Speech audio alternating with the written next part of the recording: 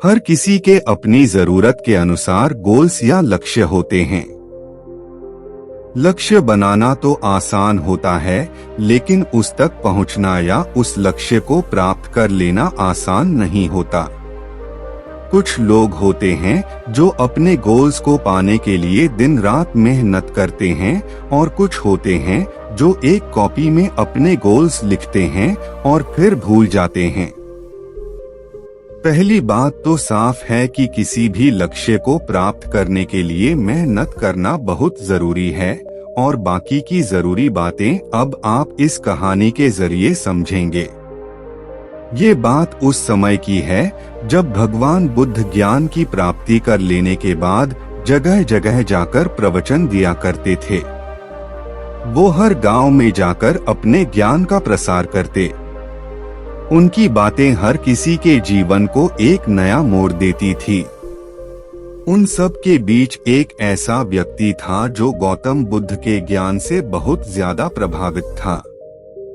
वो उनके प्रवचन सुनने के लिए हर जगह पहुंच जाता। जितना भी ज्ञान बुद्ध अपने प्रवचन के जरिए देते, वो उसे अच्छी तरह से अपने मन में बैठा लेता। उसका लक्ष्य था कि वो भी बुद्ध की तरह एक आध्यात्मिक और परम ज्ञानी बने। गौतम बुद्ध के प्रवचन सुनते सुनते उस व्यक्ति को साल भर हो गया। उसने महसूस किया कि उसके अंदर कोई बदलाव नहीं आया। वो खुद को वैसा ही पाता जैसे वो एक साल पहले था। उसे लगने लगा कि बुद्ध के ज्ञान का उस पर कोई असर नहीं हुआ, और ना ही उसके जीवन में कोई बदलाव आ पाया। ना वो एक ज्ञानी बन पाया और ना ही उसका लक्ष्य पूरा हो पाया। इस बात से नाराज होकर वो व्यक्ति बुद्ध के पास गया और बोला, मैंने साल भर आपके प्रवचन सुने, जो भी ज्ञान आपने दिया वो सब मैंने अपनाया, लेकिन उस ज्ञान से मुझ में कोई बदलाव नहीं आया, और आज भी मैं पहले जैसा ही एक साधारण इंसान हूँ। उस व्यक्ति की बातें सुनकर बुद्ध मुस्कुराए और बोले, तुम किस गांव से आए हो? तुम्हारे गांव का नाम क्या है? वहां तक की दूरी कितनी है? क्या तुम यहाँ बैठे बैठे पल भर में अपने गांव पहुँच सकते हो? बुद्ध के सवाल सुनकर उस व्यक्ति को गुस्सा आ गया। वो बोला, मेरा गांव बहुत दूर है, सही रास्ते पर, और पैदल चले बिना मैं वहां नहीं पहुंच सकता। पल भर में कोई भी व्यक्ति किसी दूसरी जगह नहीं पहुंच सकता। गौतम बुद्ध बोले, यही तो तुम्हारे प्रश्नों का उत्तर है। तुम्हें अपने गांव की दूरी पता है, अपने गांव का रास्ता पता है, लेकिन जब तुम इस जानकारी के अनुसार चलोगे तभी अपने गांव पहुंच पाओगे। उसी तरह मुझसे जो ज्ञान तुमने लिया है, उसे जब तक तुम अपने व्यवहार में नहीं लाओगे और उस ज्ञान के अनुसार नहीं चलोगे, तो तब तक तुम खुद में बदलाव नहीं कर पाओगे।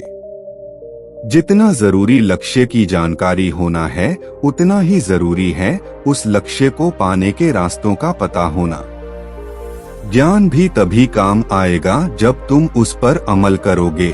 इसी तरह लक्ष्य भी तभी पूरे होंगे जब उन पर कार्य करोगे।